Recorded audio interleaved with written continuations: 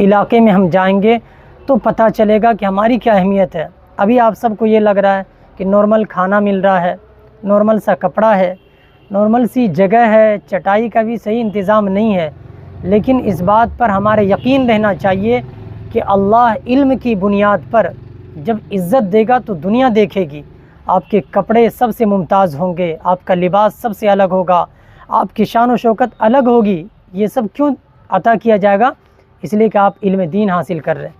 اس لیے آپ اپنے کو چھوٹا کبھی مت سمجھیے کہ جو ہے ہم ابھی کیا کما رہے ہیں، کیا کمائیں گے آئندہ، کمائی پر نگاہ نہ ہو، علم پر نگاہ ہو، اور پھر اللہ علم کے ذریعے سے وہ مقام دے گا جو آپ ابھی سوچ نہیں سکتے۔ تو انشاءاللہ ہم لوگوں کو مدرسے میں محنت کرنا ہے۔ کیا کریں گے؟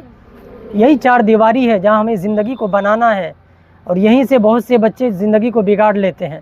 وہ بچے کامیاب ہوتے ہیں جو مدرسے کے چار دیواری میں رہتے ہیں اور اپنے اساتذہ کی نگرانی میں، پڑھانے والوں کی نگرانی میں رہتے ہیں، اور مدرسے کے سامان کو اپنا سامان سمجھتے ہیں۔ سمجھ رہے ہیں نا؟ مدرسے کے نقصان کو اپنا نقصان سمجھتے ہیں، وہ بچے کامیاب ہو کر نکلتے ہیں۔ تو ہم سب کو کامیاب ہونا ہے انشاءاللہ۔ اور پھر جو دوسری بات ہے وہ یہ ہے کہ ہم پڑھائی میں زیادہ وقت کو لگائیں۔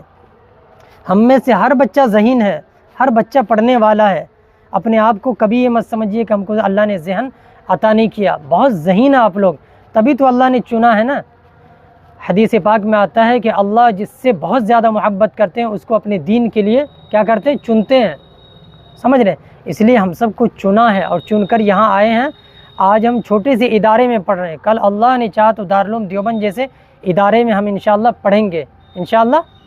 جی، اور اپنی ماں باپ کی خدمت بھی کرنی ہے، ماں باپ کی خدمت کرنی ہے۔ ان تمام باتوں پر ہم سب کو عمل کرنا ہے انشاءاللہ، ٹھیک ہے؟